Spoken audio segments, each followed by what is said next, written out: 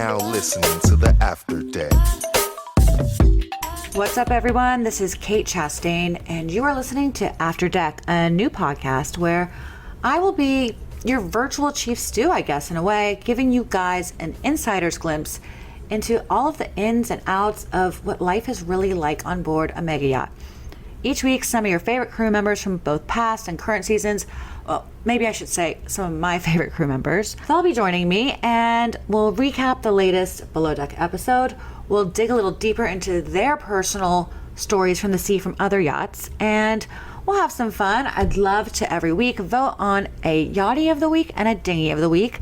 I'm sure we all know what a yachty is by now, and a dinghy, well, if you don't know, it kind of means that you are one, but don't even worry about that because we're also going to be explaining all the nautical terms you hear throughout the season. So, I mean, who knows, by the end of it all, you guys, with all this new yachting knowledge, could practically be eligible deckhands. It doesn't take much, apparently. So, we even have a few surprises planned down the line because, let's face it, it just wouldn't be a charter season without a few unexpected things popping up. For our first episode of After Deck, I figured what better spot on the yacht to start than the top. It's what we like to call the wheelhouse or the bridge. It's the uppermost level of every boat, and it's where the person with the most stripes gets to sleep. The stud of the sea himself, Captain Lee. I already talked to Captain Lee about once a week, so this is going to be super fun and easy breezy for us. But it was kind of funny, about a month ago, we were having like one of our usual conversations, like 35 minutes, and I always end the conversation the same way. We kind of laughed about it. I say, okay, say hi to Marianne for me, and he says, I will. Except this time, he said, oh, actually, she's been sitting right here with you on speakerphone the whole time. I just thought it was so funny that she didn't join in the conversation then. I wish she had. I love her. She's lovely. But a small part of me kind of thinks it'd be funny to just call Captain Lee right now and act like it's one of our normal weekly check-in calls. And then at the end of it, be like, oh, by the way, you were on speakerphone with some people listening, whoever downloads the podcast. But honestly, I don't even think it would make a difference either way, because what I love about Captain Lee is he really is exactly how you see him on the show. It's how he is in person. He is the same character of himself, no matter who's around, a yacht owner to a yacht cleaner. He is just himself, true and true, and I think that's kind of rare to find these days, and I just really appreciate it about him. So let's get this first episode of After Deck underway. This is a little weird for me. Usually I'm the one having to answer to you, but today I'm going to be asking you the questions. That's a scary thought. We're just going to do a few warm-ups. It's going to be fun. Okay. Are you ready? Yes. Okay. So the first question, I don't know how I've never asked you this before or how it's never come up. And I just thought of it today. Why don't you ever wear a captain's hat? I think they're tacky. You don't think you'd look so sharp with your tuxedo epaulets? No, not by any stretch of anyone's imagination. Actually, now that you point it out, I only really have seen captain's hats on movies and TV shows. I have seen them on large, very large, like when I worked on casino vessels, the captain did wear a captain's hat. And he would walk through the casino and through the dining area and that sort of thing. And I thought, God, what a schmuck. It just was so just, I think the same thing when I see airline pilots. You know, they make them wear the captain's hat. And some people can pull off a cap or a hat. Mm-hmm. Not everybody can do it. So to go like one size fits all and everybody's going to wear it doesn't work. All right, this question is a little bit selfish. And I've never been a hat guy. You wear a cowboy hat. I do have a cowboy hat. All right, this one is a selfish question. I ask a lot of people this. You know how I can't smell. I was born without it. But I think it's because I have a deviated septum. And one of these days I'm going to go get the surgery. And I'm kind of nervous because then I'm going to be like a 34-year-old infant walking down the street, just being like lambasted on the face with all these new sensations. But I do want to eventually do it. So I'm making like a nose bucket list of smells to smell right away when I have the surgery. So what's your favorite smell? So I can add it to my list. Wow.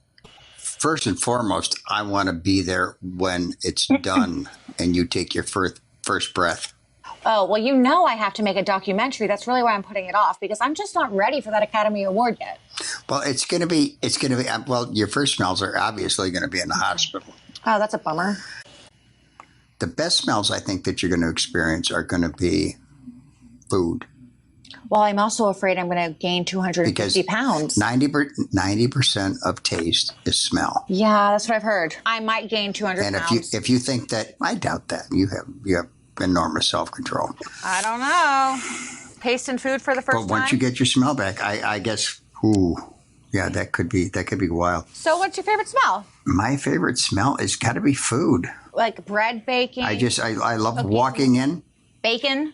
Bread baking is great. Oh, who doesn't love bacon? Yeah, See? Bacon has got to be right up there. But walking into the house, like when Marianne is baking something and doing it all day, and just you walk into the house and it's like, oh my God.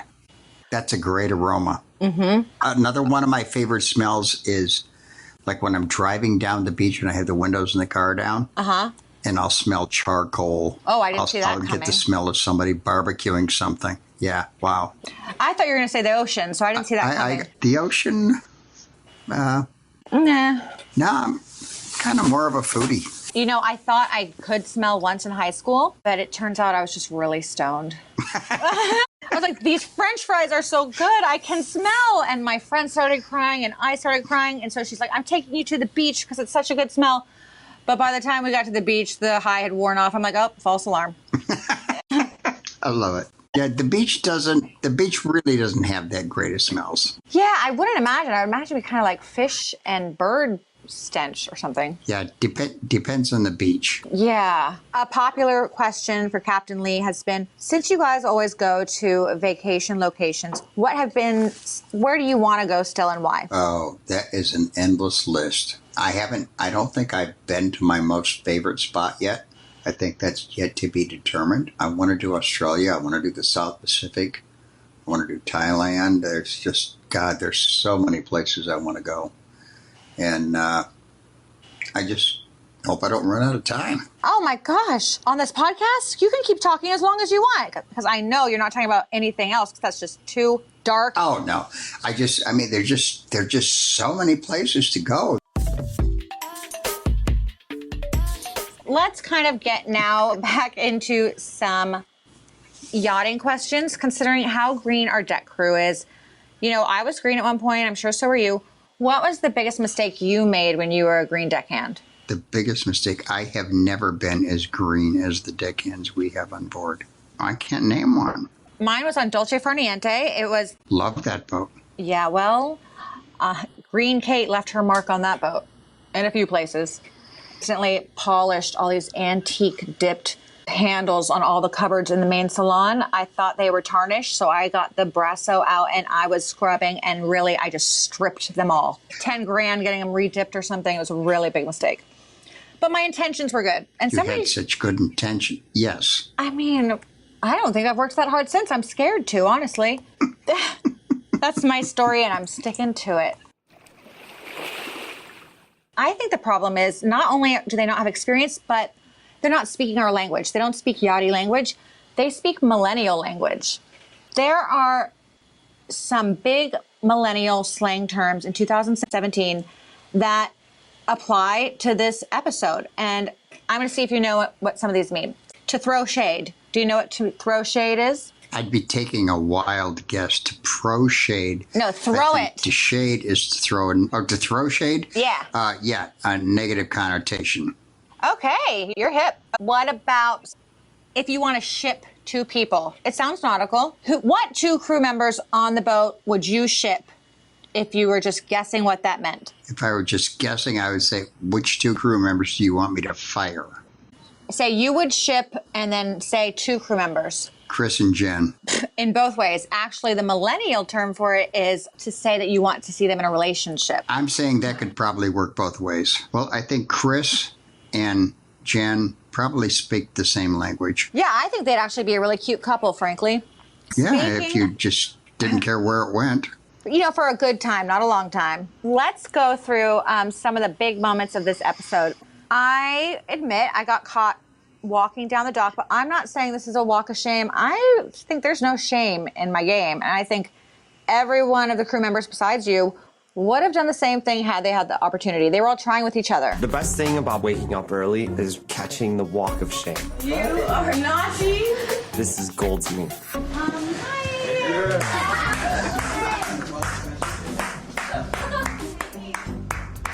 Somebody was a yachty. Maybe she'll be a happier Kate. I guess that answers my question as to where Kate's at. I will agree with that. All right, let's move on. I only have one caveat. Bring it Okay, we can keep talking about it. No, I understand why you made your walk, and I understand your religious experience that you wanted to have, and I understand the pressure, and I empathized with you. You did. But we were on charter. Well, that one was bad, but the next one where I'm walking down the dock, that was turnover day. Oh, I didn't even care about that. Yeah, the other one on charter, that was No, I didn't even care about that. You came back to the boat, you owned it, deal with it. Yeah, got on with life.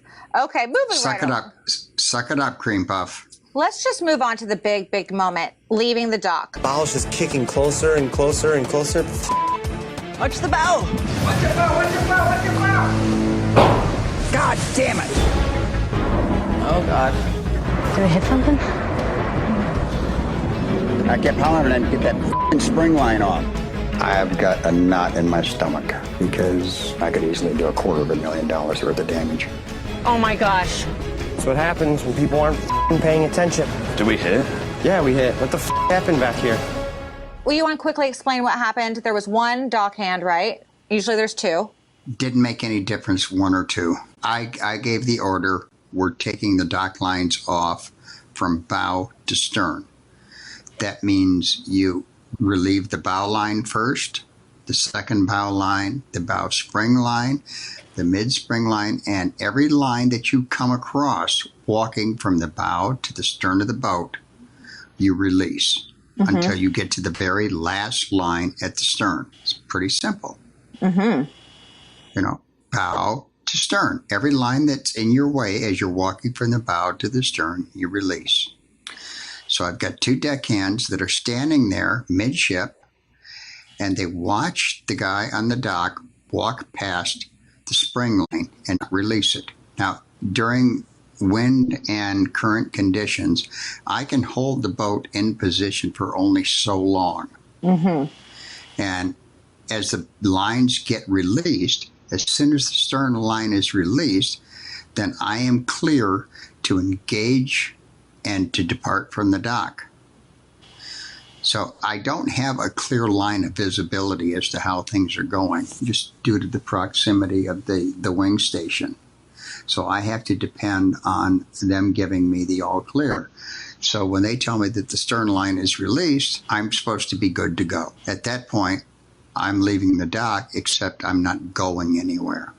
And with the stern spring line still in place, which means the stern is leaving the dock, but the bow is heading towards the dock. Oh. And there's nothing to prevent it from hitting it, which is exactly what happened, because everybody sat there and watched the guy that was supposed to be helping us, the dock end, working for the marina, release the deck lines, and he just totally missed the spring line. Right. Which held us where we were supposed to be held. Even if that had happened, could they at least have gone on the radio and been like, don't move the stern because we're still waiting on the mid? Like they didn't tell you either? We still have one line attached. No communication whatsoever. I'm operating in the blind. It was the blind leading the blind. But you're blind for different reasons. But they didn't understand, why that was so important. Yeah, clearly. That was the bigger picture. We did some damage, nothing that couldn't be repaired, but it was still the fact that, God, you're taking off from the dock, you're on charter, you've got your guests on board, is this really the departure you want to make? Well, these guests were so lovely. I don't think they noticed, and I don't even think that if they had noticed, it would have really bothered them that much. They would have been like, oh, adventure.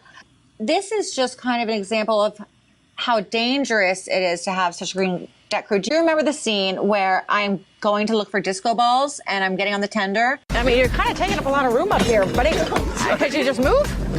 Could you just move? Hold her! Hold me. God damn it.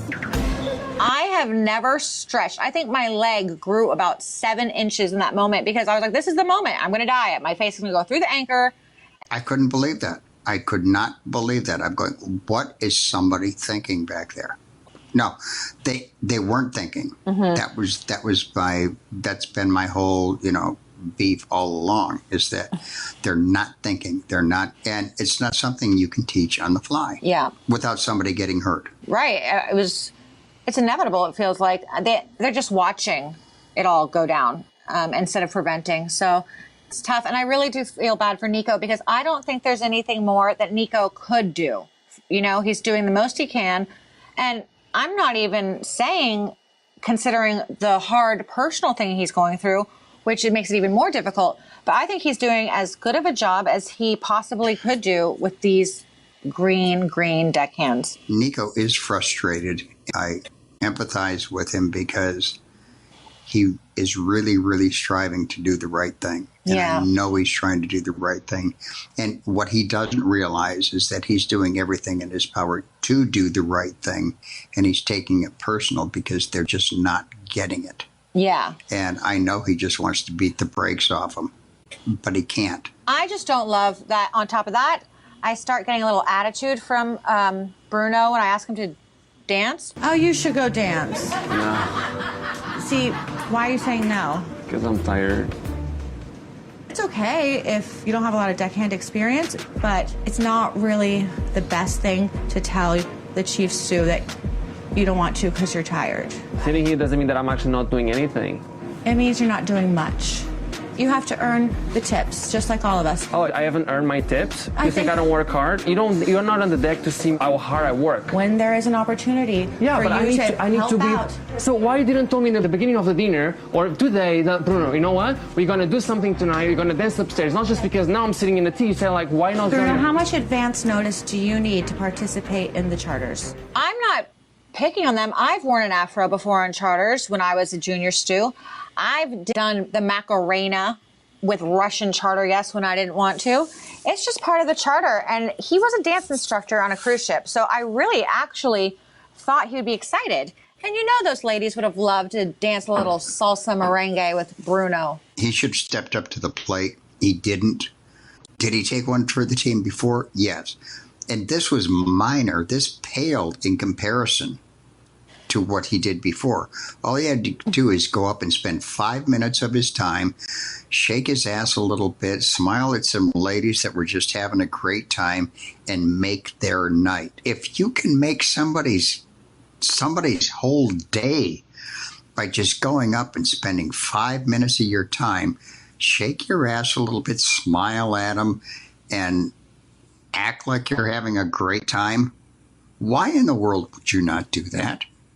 For him to get an attitude with an officer that outranks him was totally uncalled for. And he just clearly does not understand the protocol of how things work on a boat. He went real sassy, real quick. And that was, the ladies, they had a lot to drink. They were having a great time. It was just like a suggestion.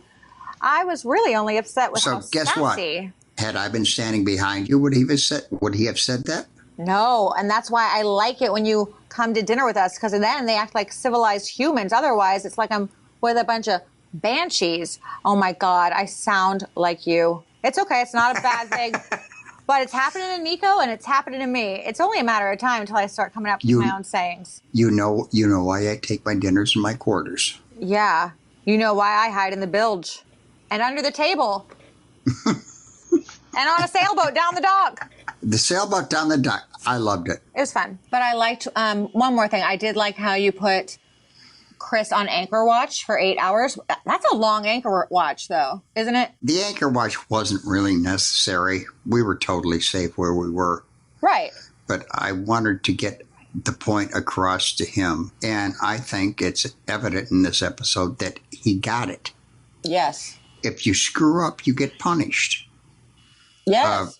Me just telling you that you're going to get punished or, you're not doing a good job obviously hasn't had an effect on him, because I have not seen an improvement. I've seen things go exactly the opposite direction that I need them to go. So if I can't utilize you in one fashion, I will utilize you in another fashion. And I will make you realize sooner or later that there are consequences for your actions. You know what I thought was kind of funny, though? And I like Chris. I like Chris a lot. Actually, he's a very sweet person. I don't think yachting's for him.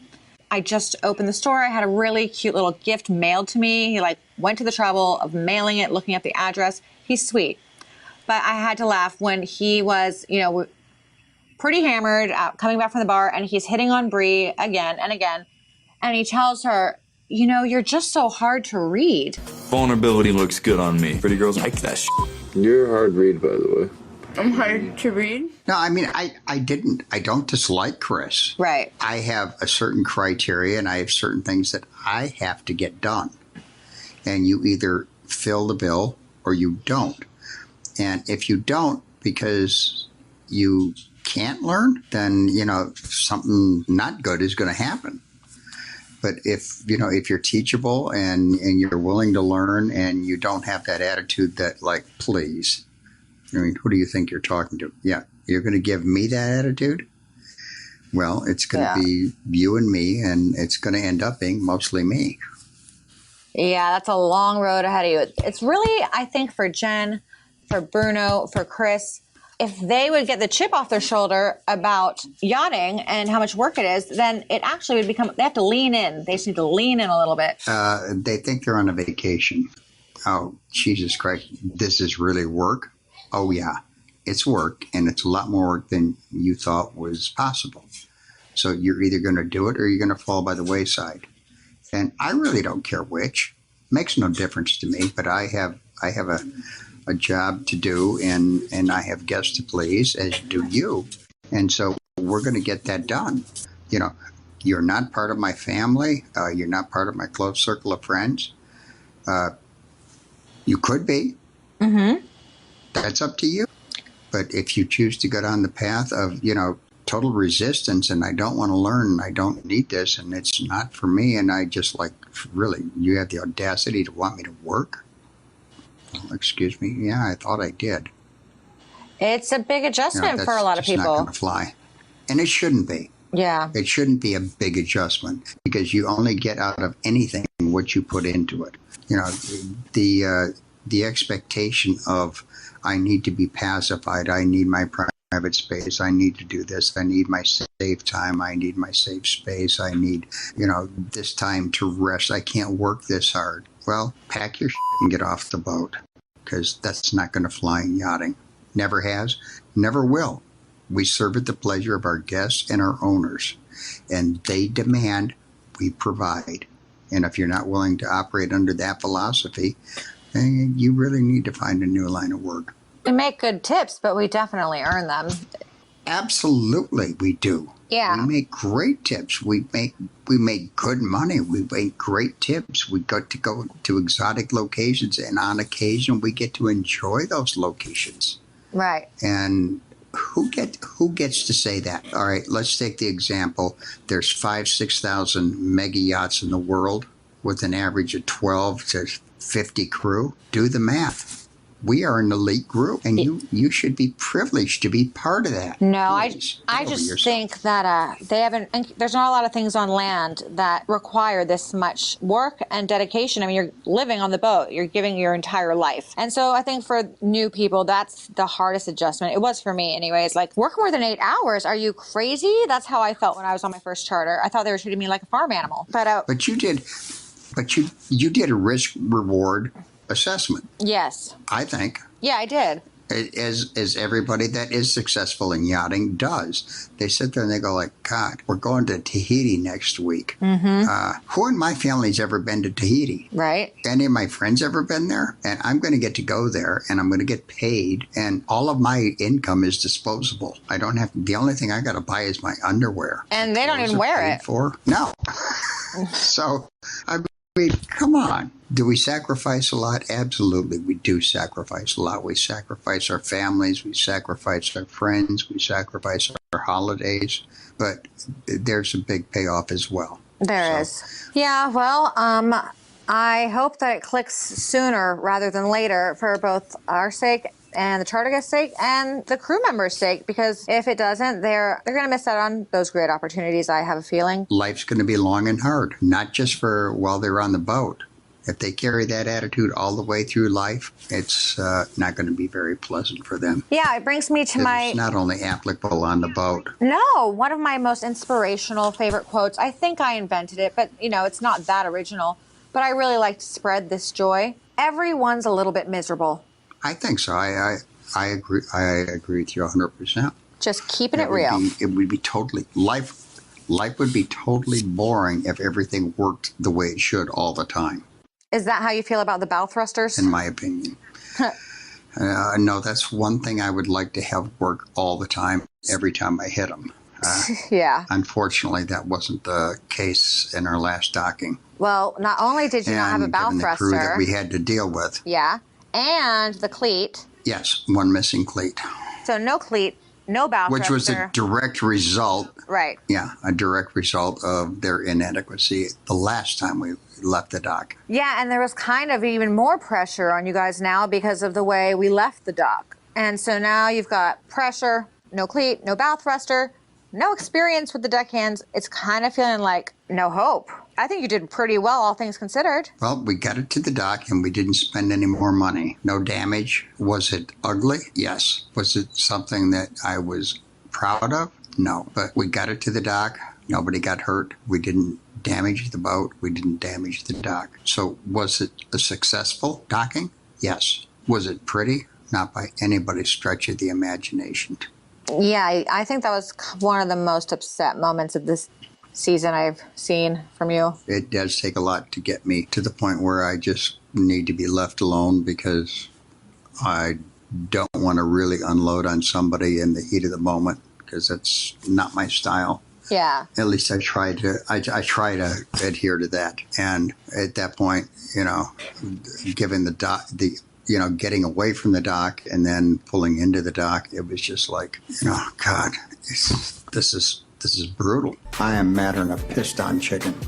Bow to stern. Everyone needs to start paying attention. The captain leads right there, you gotta go that way. I would stay clear of him as well. Yep. It's kind of like the boat, the deckhands were doing a dock walk of shame because everybody on the dock was looking at them returning from the last time they screwed the pooch. Not you. Yeah, well, there should have been a litter of puppies running around there because they screwed the pooch coming in as well as screwed the pooch coming out. Man, that would have made things a lot better. So I'm surprised, you know. If we had puppies running around? Could have. I wish that was a real thing. Everybody would have had smiles on their faces. I would have been grinning. Yeah, maybe we should have a puppy Without a theme doubt. party. I'd love to have a puppy on the boat. I'd love to have a dog on the boat, Well, dog. Halo loves going on boat rides. He's hypoallergenic. Well, as far as I'm concerned, Halo's welcome on any boat I captain. Oh, yay. That would be exciting. And you know what? I could just keep him in the bilge. Nobody would even know he's But there for 4 weeks. Oh, no. Halo could just stay in my room. I had a feeling. Yeah, my quarters. Oh, he'd love that. I mean, the bilge, really? Hey, I love the bilge. The bilge was a compliment. If I ever work on Valor again, I'm moving into the bilge. That thing was huge. It was huge. Yeah. Spacious. Snacks? And guess what? Nobody ever went there. Down there. Yeah, you had snacks. That was like a little kid's clubhouse. I loved it. It was relaxing. You could hear the water hitting the side of the boat. It was heaven. People think the sun deck was where it's at. It was so spacious, that bilge. I know. Yeah, the bowels of the ship. That's where you'll find Kate. Loving life. What are you thinking of Matt so far? Matt he nice. blends well with the crew. He's nice. He gets along with everyone. He's very nice. He's so nice. I would love to see some more creativity. I would love to see him get out of the box and out of his comfort zone. Yes. I don't think Matt realizes his own abilities and capabilities. I think that's a very fair statement. I would love to see him just like, oh God, get edgy. Right? Get a tattoo. Oh. Take a risk. Yeah, get crazy. And go for it. And not the same risk as tequila with eggplant parm. Right. That was, I'm not sure that was a risk. That was just a bad choice. Yeah, sometimes there's a difference between a risk and a mistake, and unfortunately, sometimes you don't know until after the fact. Did you see the shade that Nico threw on Bruno? Yes, with the, Captain toilet Lee. paper? Dropping that throwing shade. I loved that. I know. Bruno goes like, you need a little help here. Nico. And then he gave him some, and then he goes, oh, no, you need some more. Nico is so funny. He's one of the funniest guys ever. He was too busy to be funny this season, but he has his moments for sure. Oh, that was classic. Okay, so we're doing this thing on After Deck where each week we pick a yachty of the week and a dinghy of the week. You get my drift? Right. You get my drift? God, I can't stop with the you know how I feel about your puns. Puns. Oh my God. You don't know how restrained I've been with you here. All the maritime nautical puns. We're sailing away on our maiden voyage of the After Deck podcast. I appreciate it. Yeah, whew, I feel better now. And my undying gratitude goes out to you. It was a conscious effort just for you, I promise. But you have to give me these two because it's going to be a weekly thing. So I would like to know let's start with the dinghy. Who was your dinghy of the week? You can only pick one. Chris. For which? Oh, God. Can I compile a list? So just general, all of the above. Oh, yeah. Please. I mean, it's just like never ending. Or how about when he was told he had to do anchor watch and he's like, cool, all right. And he's like, for 8 hours, he's like, all right, I should have brought a book. So, Captain wants to do anchor watch tonight. So, come back up at 11. Okay, cool. Yeah. To when? To 7. Sick. Yeah. I didn't bring a book, man. That was a poor choice, huh? Yeah. You don't tell your boss that you want to read on anchor watch. Yeah, that you want to recreational read during your punishment. Like, oh, I should have brought my Sudoku book. I should have brought my Game Boy. Like, no, you don't admit it. Like, that's how green they are. They don't even know to like be ashamed of certain things. No, we did the one we didn't like for the week. We did do the one we do like. Right. So you give me your yachty of the week. Yachty of the week would have to be, I think, God, I can only pick one. Well, I honestly feel I can only pick one. And that's tough because there were some people that really, really put forth an effort, really, really tried hard and just strived. Okay. There were some close. Let's hear them. We can talk it out and we can decide together. So, Baker, I have a feeling you're saying. Okay, Baker did really, really well. She Baker did. Just hung in there, blinders on. I'm doing my job. I don't give a shit about anything else. I'm doing my job. Keep learning. Up, fall by the wayside. I don't care. I'm taking care of, what the boss says I got to take care of. You and Nico, right up there, because you just both realized what we had to deal with. Nico probably took it a little more personally than you did, because he just, took it as a personal affront that his deck crew wouldn't bail him out, wouldn't work hard to make their boss look good. And I would probably take it the same way were I him. So, and I thought Bruno made some strides this week, but I was a little disappointed in him not stepping up to the plate and doing a little 2 or 3 minute dance with some ladies that that would have been the biggest thrill of their life to have this hard body out there, bumping and grinding for a few minutes. Well, hey, aren't I going to see you this week for Winterfest? You want to tell a little bit about that?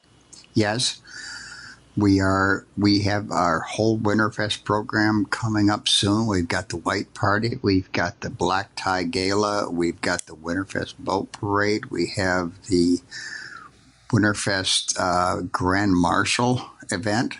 It's all coming up between now and December 10th, which is going to be huge. And we have a lot of charity events that are coming up that I feel so fortunate that I've been blessed to have some effect on and to do things in a positive fashion for, the people in our community. I love that. And if there's one thing I love about the situation that, life has bestowed upon me, that is it, is the ability to give back to those less fortunate and to have some effect on their lives in a positive fashion. Well, you've been doing it for a long time now, and that Winterfest, this is coming up on your busy season because it's a big, big deal. It's like one of the biggest parades in the world, in the country or something? It's number 7 in the country. Wow. As far as spectator events. Wow. It's beautiful. Which is huge. Yeah, that is huge. It is. And we've had, a lot of great grand marshals. Yeah, who was it last year? And I'm sure the one that's last year was Pitbull. That's right. Okay, well, do you know who the Grand Marshal is this Winterfest? I'm not allowed to say. Oh, okay. Well, yeah, we'll have to stay tuned and keep posted. I'm sure you'll let us know when you can because it's such a good cause, and I look forward to hearing about that. And then also we're doing the Red Cross event. We do have the Red Cross event coming up this Wednesday. Mm-hmm. Actually, right after the new Below Deck. A lot of that money is going, towards the hurricane relief victims, which... Caribbean could surely use all the help they can get right now. There is nothing that is in more dire straits and in of need than the Caribbean is right now at this point in time. I don't think a lot of people realize just how bad it is. Yeah, let's just talk about, the places that we've been that on this season that we filmed at. And folks, all those places that you're looking at right now on your TV screen are no longer there. They don't exist. It's so hard to comprehend. The docks are gone. The Soggy Dollar is gone. Foxy's is gone. St. Bart's is gone. Oh my gosh. It's just, everything is decimated. Everything is gone. The floating bar that we went to, Norman's Bite, everything is gone. Where we were docked in Marigot. So devastating. Like up to the ferry dock. Gone. The docks are no longer there. Everything's gone. Who knows when we'll be back there again? I don't know where we're going to go next year, if there is a next year, but it's just like, there is no Caribbean tourist destination as we knew it 6 months ago. Doesn't exist. It's just so hard to understand and comprehend. Sad. It really is so sad. It's going to be a while for them to get back to, functioning life because it's hard to get stuff down there. But so I think I hate to say it, but it's not a question of months. Mm-mm. This rebuilding process is going to be in years. Oh. Well, hopefully this Red Cross event we're doing Wednesday will put a little help towards them, and everybody listening to this podcast, if they'll just do what they can to help the Caribbean, because they sure do need it. All right, Captain Lee. Well, thank you so much for joining me for this, and I'm sure I'll be talking to you day after tomorrow at the latest. Kate, it's been my honor and pleasure to be your first guest this evening. Thank you so much for being my first guest. I really appreciate it. You're the best. Well, I hope you guys all enjoyed listening to Captain Lee and I's chat. I certainly always love talking to him. Next week on After Deck, I'll have Nico Shawley joining me. And if you notice, there seems to be a bit of a workplace romance brewing between our chef Matt and stewardess Bree, but also a little bit between Nico and Bree. Workplace romances are always kind of tricky, so share with me your craziest, sweetest, or strangest workplace romance stories or any questions you have for Nico on Twitter at AfterDeckTweets or on Instagram at AfterDeckInsta, and I will read the best ones on air. Big thank you once again to Captain Lee for being my first guest. Tune in next Tuesday at 9 p.m. on Bravo for a new episode of Below Deck, and then Wednesday, join me again right here on After Deck. You are now listening to the After Deck.